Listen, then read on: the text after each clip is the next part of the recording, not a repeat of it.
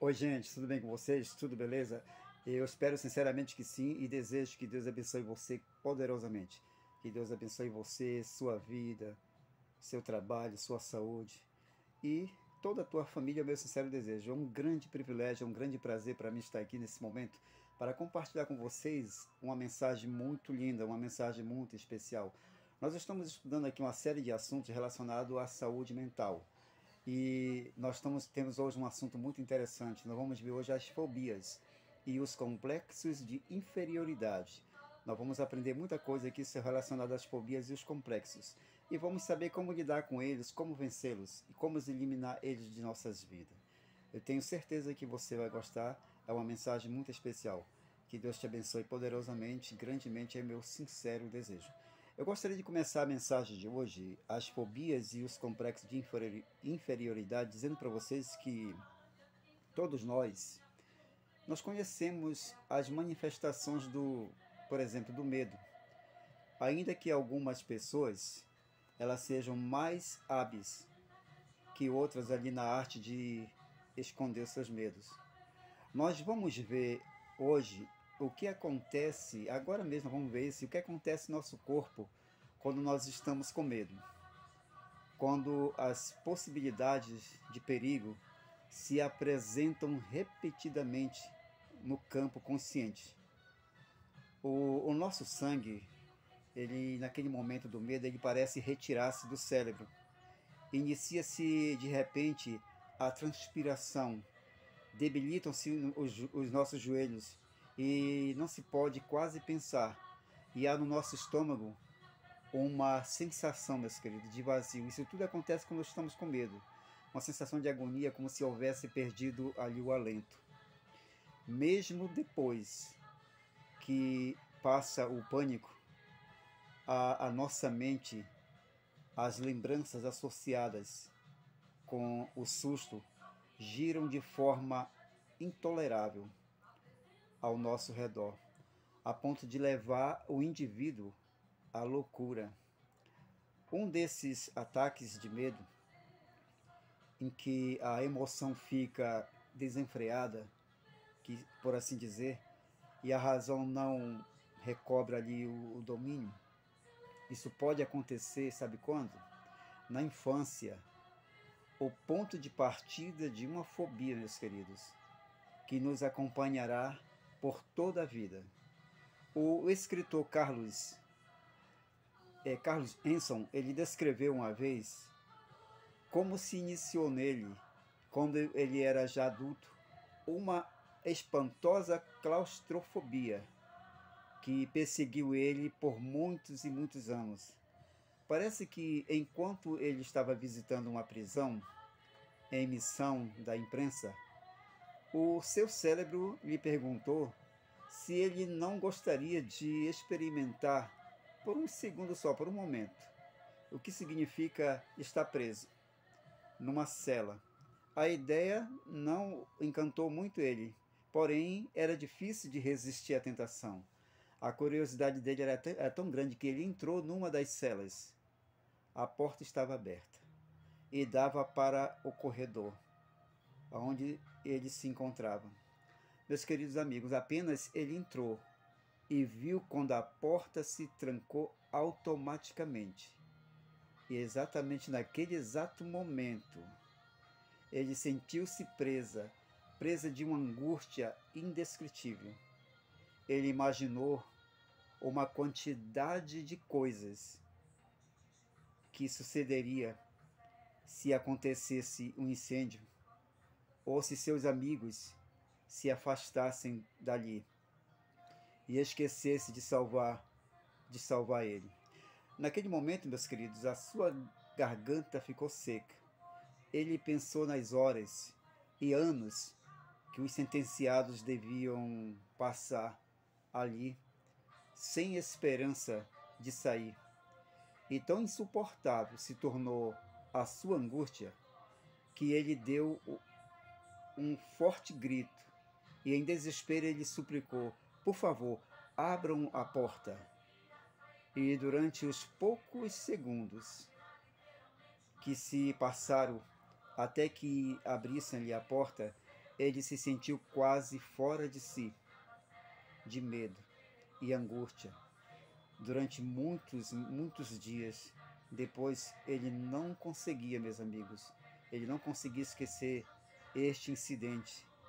Em uma tarde de sol quente, enquanto ele andava por uma avenida, ele pensava nessa odiosa prisão em que se amontoavam os seres humanos como animais. Ele nunca se sentia bem ao ter que passar, por exemplo, por túneis ou subterrâneos. Desde aquela ocasião, ele foi sentindo medo crescente. Ele começou a ter medo dos elevadores e preferia subir dezenas de degraus do que usar o elevador nos grandes edifícios. O que havia sido temor vago se tornou em medo aterrador. Este homem, meus amigos, falou que sentia que isso era algo insensato.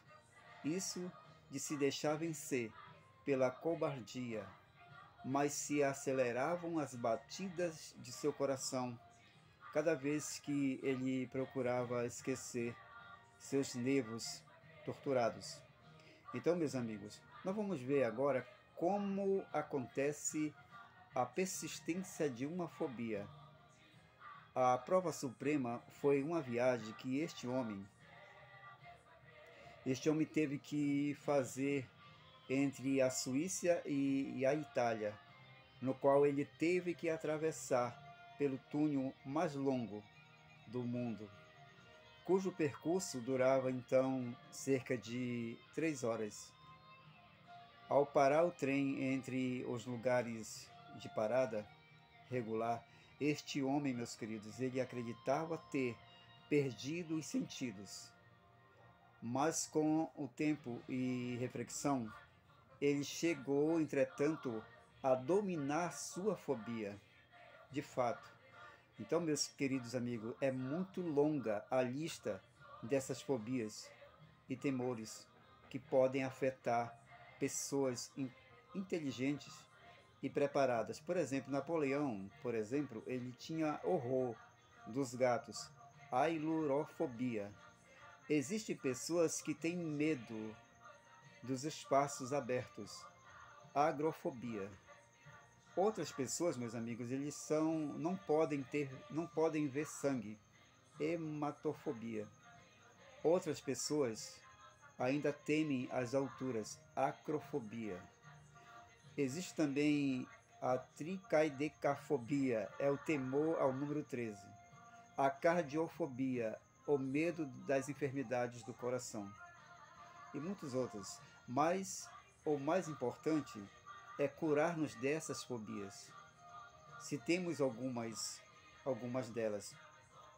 Segundo a explicação que nos dão os psicólogos, a causa de uma fobia, ela deve buscar-se sempre no inconsciente.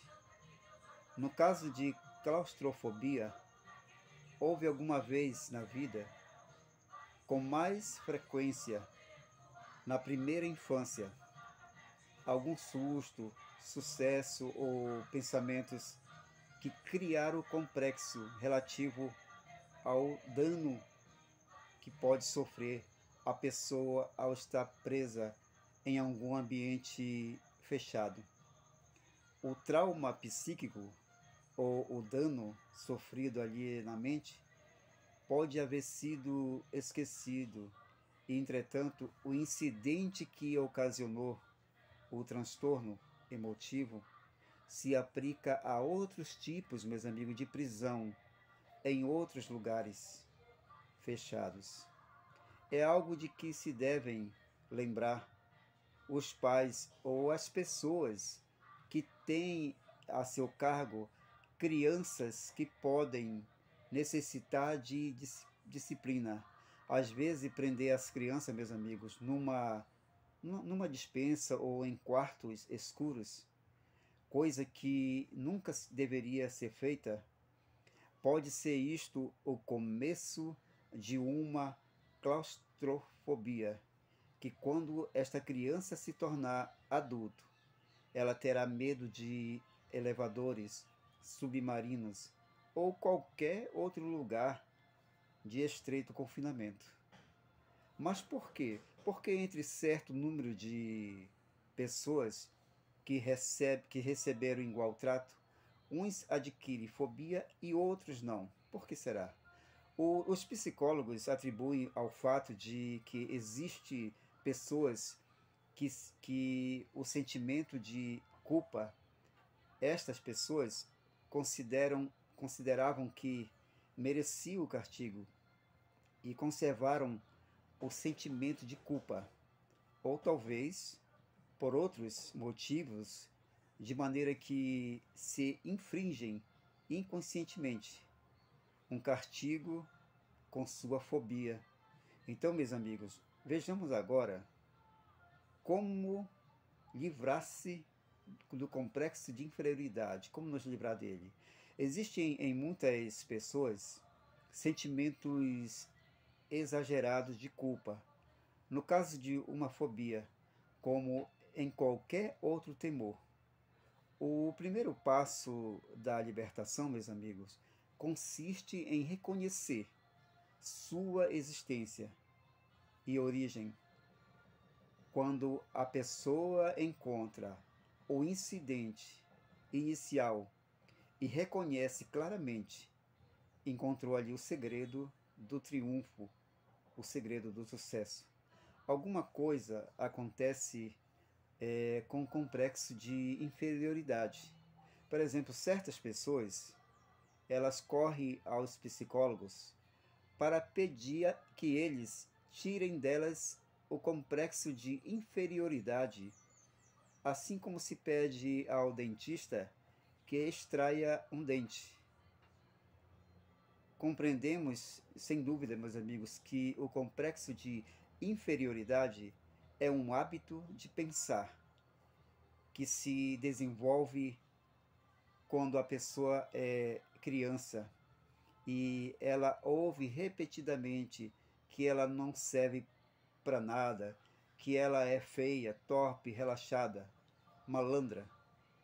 A criança, ela cresce e se desenvolve com essas impressões ali no inconsciente.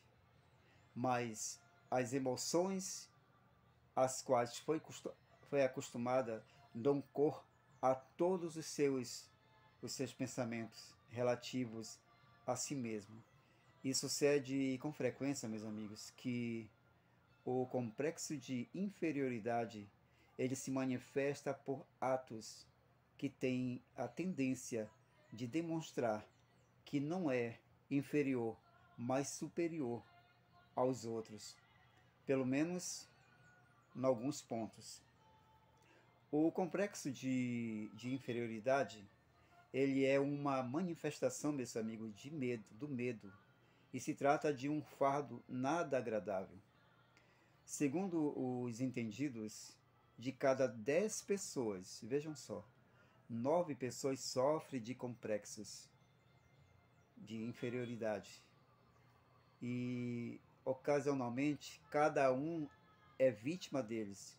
Quer dizer que todos nós, a não ser que não tenhamos usos da razão, temos com certeza conhecido alguma vez na vida o significado do complexo de inferioridade. Então, meus amigos, vencer os complexos não é muito difícil.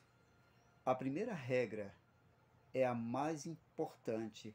É neste caso, como nos outros temores, é reconhecer a sua existência, ou como dizem algumas autoridades ali no assunto, distinguir entre as palavras e os atos.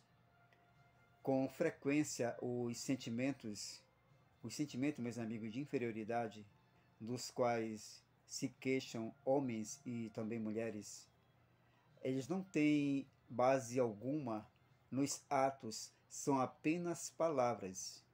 Então, meus amigos, vejam só isso.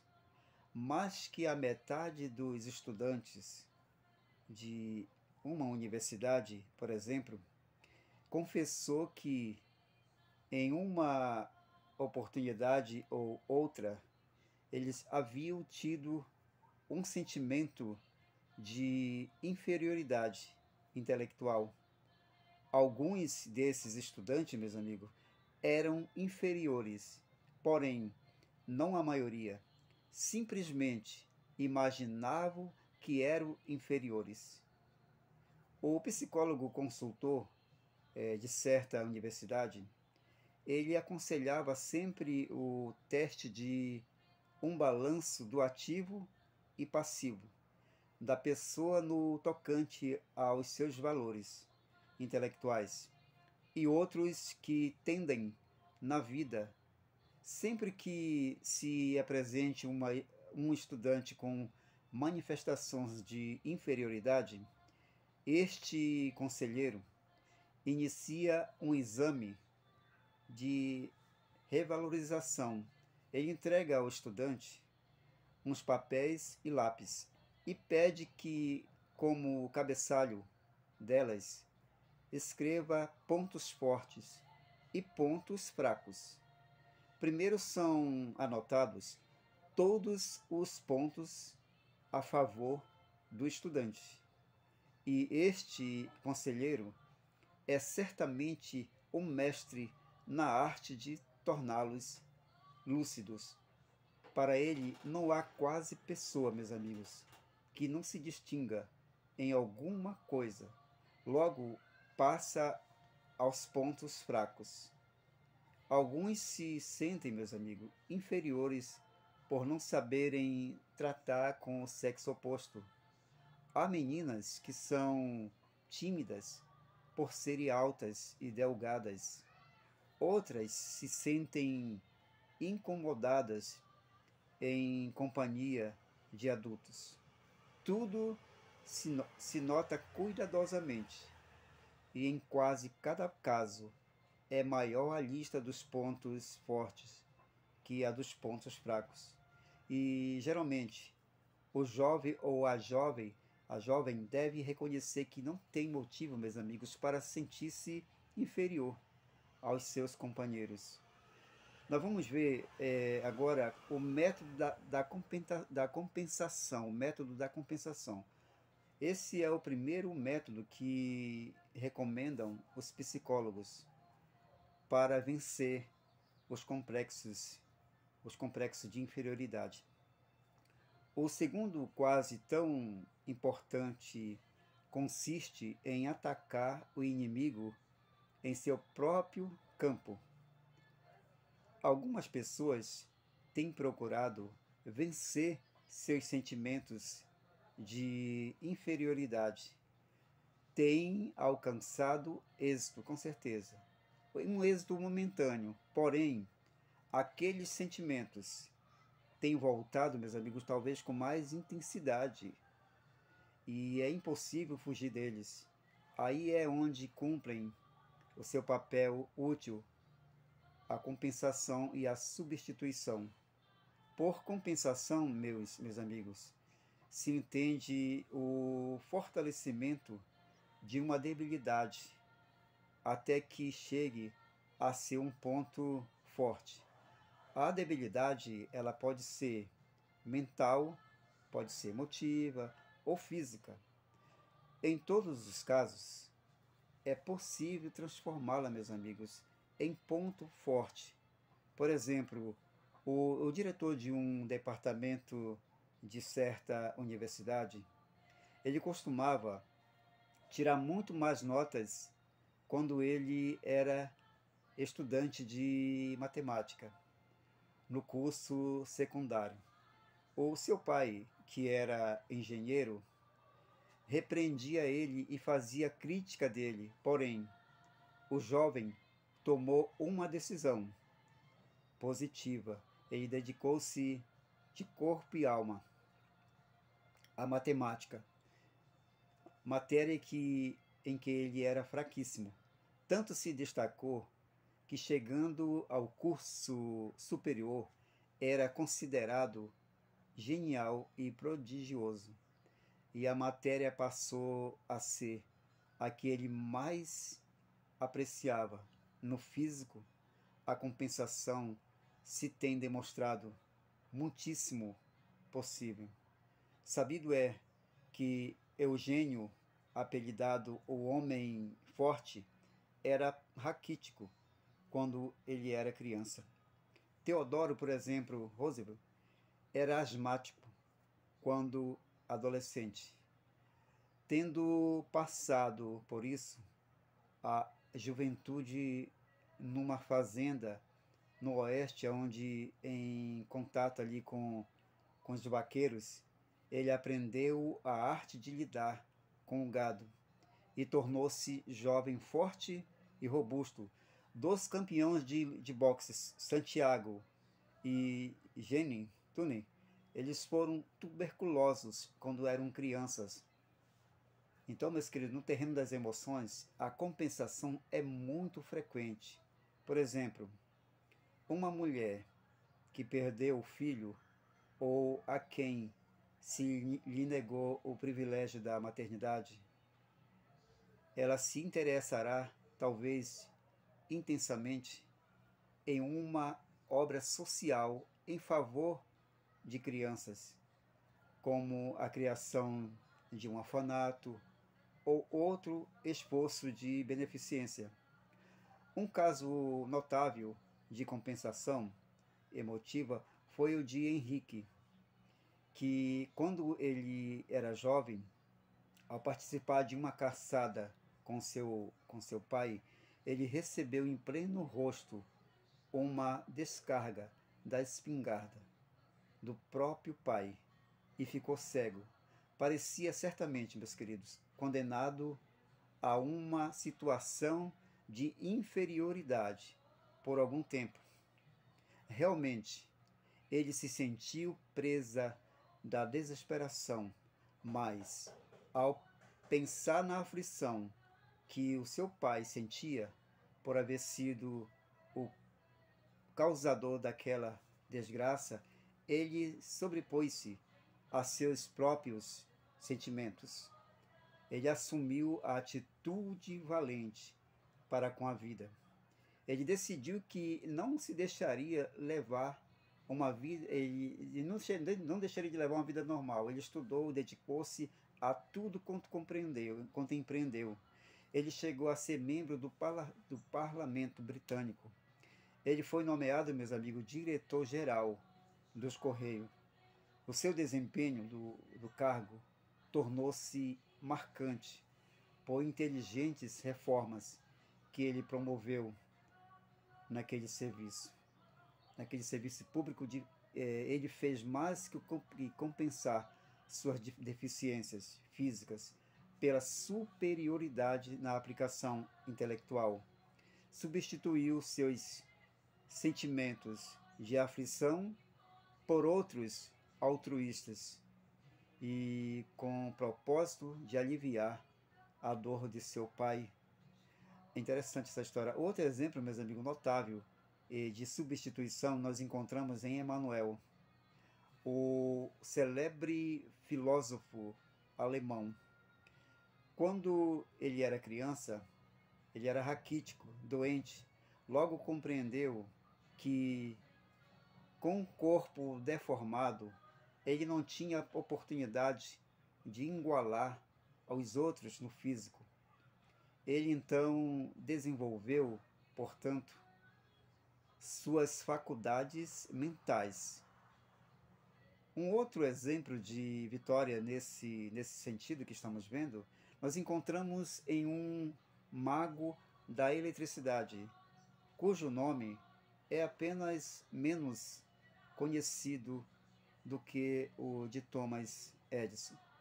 Este mesmo homem soube fazer de sua surdez um ponto forte, em vez de uma debilidade, pois reconheceu mais de uma vez que lhe era permitido concentrar-se aonde outras pessoas não conseguiam.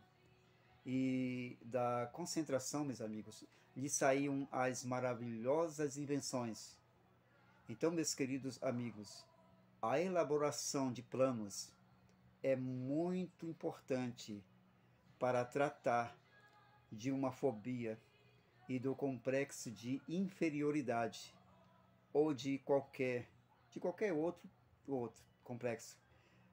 Tem sempre que nós nos encontramos em fase de uma situação que nos alarma e subjuga, temos que traçar o plano melhor e mais construtivo que possamos imaginar. Nós temos que dedicar de todo o coração a sua execução e perseveramos nele. É algo bastante simples, meus queridos, porém chega à raiz do assunto. O que nós devemos recordar é isto: o temor e a ação planejada são inimigos mortais e agem em direções opostas. Nota-se então que o temor tende invariavelmente à desintegração e descreve os efeitos do pânico, sob o qual alguém se torna violentamente ativo. Trata-se de uma atividade sem plano, sem juízo e ineficaz. Ao sentir uma ansiedade quanto ao futuro ou à saúde, a pessoa não chegará, possivelmente, meus amigos, a esse grau de pânico.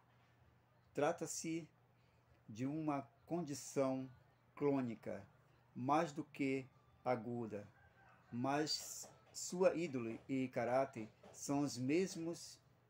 Está alguém, por exemplo, submetido a forças muito poderosas e perigosas que tendem constantemente a perturbar o domínio próprio.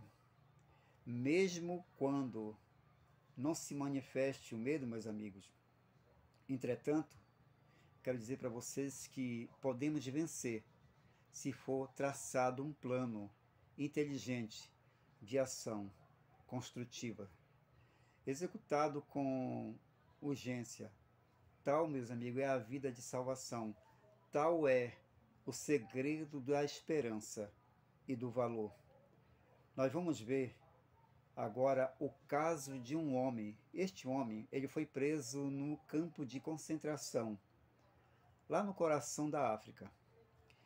Ele conseguiu escapar, porém a situação era quase desesperadora.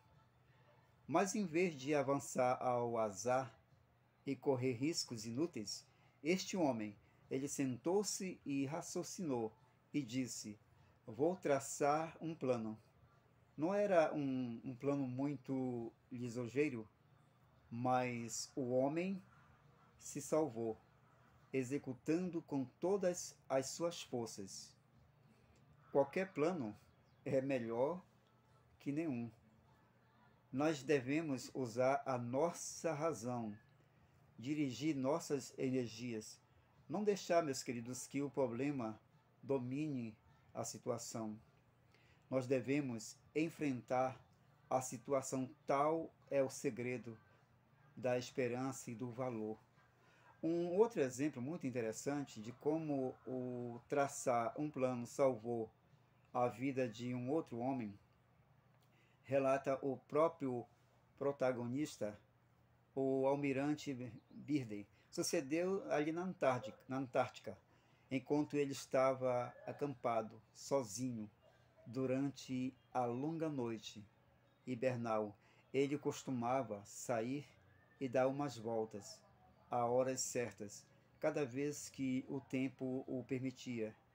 Em uma ocasião, ele viu-se perdido e não sabia como regressar a seu acampamento, coberto de neve. Esta neve estava tão endurecida que seus passos não haviam deixado rastro. Durante longo tempo, ele esteve sentado como que petrificado pelo horror, pois ele sabia que não encontrar sua cabana era com certeza a morte certa.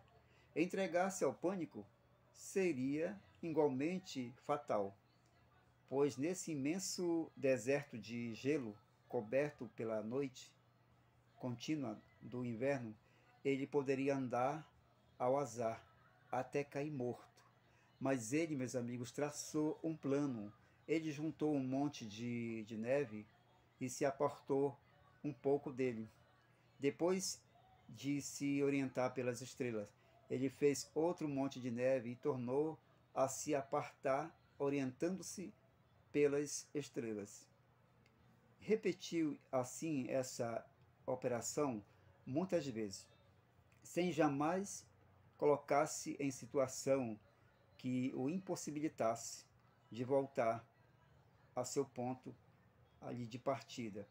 Ele explorou uma grande zona e conseguiu finalmente encontrar a sua cabana. Não era um plano muito complicado, porém era tudo o que ele podia fazer nas circunstâncias. E surtiu o efeito desejado. Ele conseguiu encontrar a cabana. Vamos ver agora o valor da disciplina. Mesmo que este homem aí da história houvesse fracassado, suas últimas horas haveriam sido dominadas pelo valor e a esperança, e não pelo pânico, nem ao desespero. A ação, meus amigos, foi o melhor remédio. Então, meus queridos, quando nós enfrentamos com algum problema que parece ameaçador, alarmante, o melhor plano possível é dar começo a uma solução. Por exemplo, se nós temos medo de perder ali o nosso emprego, comecemos agora a preparar-nos para um outro emprego e usemos a nossa energia e o estímulo do alarme para realizar nossos esforços. Se a nossa saúde ela corre perigo, busquemos diligentemente a cura. A primeira coisa, meus queridos, que fazer quando alguém sente medo, sente temor, é deter-se a pensar. O temor não é sempre um inimigo como creem muitas pessoas. Se as relações familiares se alteram, empreguemos a mente para descobrir um procedimento construtivo. Então, meus queridos, não cabe dúvida de que a razão porque um batalhão de soldados ele mostra mais eficiência sob o fogo que uma turba se deve à disciplina a que foram submetidos anteriormente. Eles aprenderam o que devem fazer e sabem cooperar, tomar iniciativas, avançar, retroceder ou proteger-se em caso de emergência. Não estão à mercê de suas emoções. Talvez, meus amigos, sintam medo, mas não se deixam dominar por ele. Têm um plano de ação, um modo de enfrentar a situação. Existem, entretanto, obstáculos que não podem ser suprimidos, dificuldades que não podem ser vencidas, algumas ameaças que não podemos enfrentar diretamente. Não importa, a fórmula é sempre a mesma. A resposta se acha sempre em uma ação inteligente e planejada. Então, meus queridos, o espírito que nos há de sustentar até o fim é o que expressou certa autora, cujos artigos foram fonte de alento para não poucos. Em véspera de morrer, depois de ela passar largos meses incapacitada, Esta senhora disse a uma pessoa amiga: eu creio que, ainda aqui, encostada em meu travesseiro de morte, posso fazer alguma coisa. Então, meus amigos, certa vez, ao grande teólogo Roberto Hell, perguntaram uma vez que ele faria durante o resto do dia se ele soubesse com certeza que iria morrer à meia-noite. Ele disse: eu continuaria os planos que tenho agora. Foi a sua resposta. Faria minha série de visitas pastorais. Esta tarde voltaria para casa.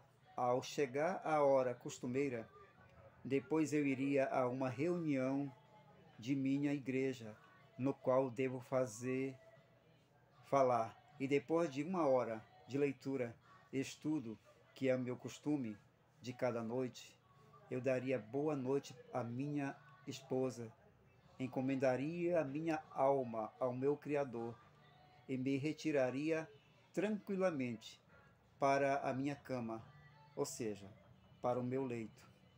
Então, meus queridos amigos, em cada caso se vê uma ameaça que não podia desviar-se. Em cada caso, as circunstâncias, meus amigos, pareciam desesperadoras, mas porém houve, em cada caso, esperança, valor. A psicologia disso é clara e é compreensível para todos nós. As forças que, submetidas ao temor, haveriam sido desmoralizadoras e destrutivas, elas se tornaram, meus amigos, construtoras ao serem vinculadas a um plano de ação inteligente, como o expressa Emerson. Ter valor é estar à altura do problema que nos enfrenta. Meus amigos, todos nós temos encontrado circunstâncias que não poderíamos modificar, não é verdade? Ameaças e obstáculos que nós não podíamos vencer. Nem a psicologia, nem outra coisa alguma nos habilitará para conseguirmos o impossível. O que necessitamos aprender é enfrentar essas circunstâncias e ameaças e sem perder valor, nem a esperança. Existe, todavia, meus queridos, algo que posso fazer. É a resposta que cada um de nós pode dar. Então, meu amigo e minha querida amiga, nós vamos ver agora como enfrentar o medo da morte. Isso mesmo. Algumas das vantagens da religião cristã é a esperança da ressurreição que nos oferece a Escritura Sagrada. Nos proporciona o meio mais eficaz para curar-nos do medo da morte, ao assegurar-nos o triunfo sobre a morte, diz o Dr. Carlos. Todo medo se arraiga na aversão que tem o homem de ser aniquilado em parte ou completamente, por inútil ou insensato que seja um medo, um temor, como o medo provocado, por exemplo, pelo fragor do trovão. É uma dolorosa resposta à imaginada ameaça de que sua vida terreal há de padecer ou exterminar-se. O último inimigo, meus amigos, que o mesmo o santo deve enfrentar e vencerá, será a morte, segundo as Escrituras Sagradas. Em seu livro A Vitória sobre o Medo, o Dr. Dollard diz que, em realidade, a morte é quando não há impulsos, desejos, nem razão que responda, não há frio, nem dor, nem alvoroço, nem repouso sequer. Porque não há cansaço, é a cessação de tudo. a vitória sobre o medo, a dor, a fome e a fadiga, qualquer que seja a sorte que o bom Senhor Jesus haja planejado para nós, parece haver, querido, que na morte cesse a nossa vida física, real. Tudo isto nos leva a uma conclusão simples: há pouco que temer do momento de morrer e nada que temer na morte. Então, meus queridos amigos, a melhor conduta com respeito à morte consiste em fazer tudo que se pode para evitá-la. Logo, não devemos pensar nela. Então, meus queridos, existe ainda algo melhor a esta filosofia, bastante sensata. Por outra parte, poderíamos acrescentar que há, sem dúvida, certa preparação possível para a morte. Sentimos, à medida que passam os anos, que mesmo a vida nos vai predispondo para o transe, de modo que, aos 50 anos de idade, não nos inspira o mesmo temor que aos 20 anos de idade ou aos 30 anos de idade. Vamos amadurecendo e possivelmente aos 80 anos se receba a morte como o guerreiro cansado de um dia de batalha. A bem-vinda hora de um sono sem sobressaltos, a melhor preparação para uma boa morte não se estriba em alguns ritos e cerimônias religiosas que, que sabem demasiado as coisas de magia para deixar satisfeito nosso espírito, sedento de lógica. Por muitas cerimônias que se façam, meus amigos, ao lado de seu leito de morte, ou por ocasião de seu enterro, o homem hipócrita que viveu nos deleites e prazeres do mundo e oprimiu os pobres e as viúvas e os órfãos, esse homem não obterá a purificação se não se arrependeu sinceramente e nem se reconciliou com Deus. Nem sequer entregando toda a sua riqueza, sua fortuna a obras de caridade, este homem não conquistará o favor de seu juiz, Jesus Cristo. Então, meus amigos, não existe assistência para a boa morte em coisa alguma que um estranho possa fazer, senão ensinar o caminho da fé em Cristo para a pessoa que até esse momento o ignorava. E, meus queridos, não existe possivelmente erro mais funesto que o de acreditar que se pode viver como se quer e no pecado, e ao chegar o último momento se fará um ato exterior de contrição e se comprará a entrada para o céu. A entrada para o céu não se produz nunca ao morrer, como já ouvimos aqui. Seja no momento da ressurreição, ela será no momento da ressurreição dos santos, tão segura como são as promessas de Deus.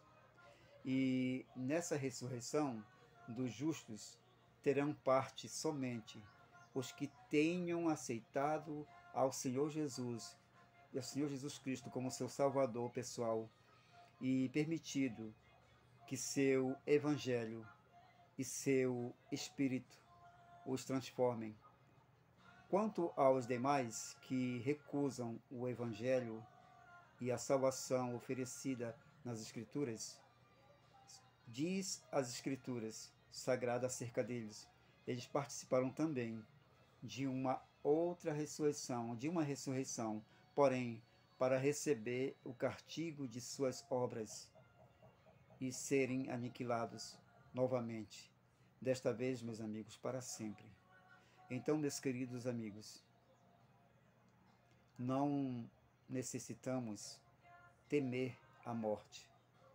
Aquele que põe sua vida em harmonia com a vontade de Deus, na plenitude de uma vida consagrada a fazer o bem para o seu semelhante, ele pode confiar na proteção divina, mesmo nesta era cheia de tantas ameaças, as mais graves que já experimentou a humanidade, não é verdade?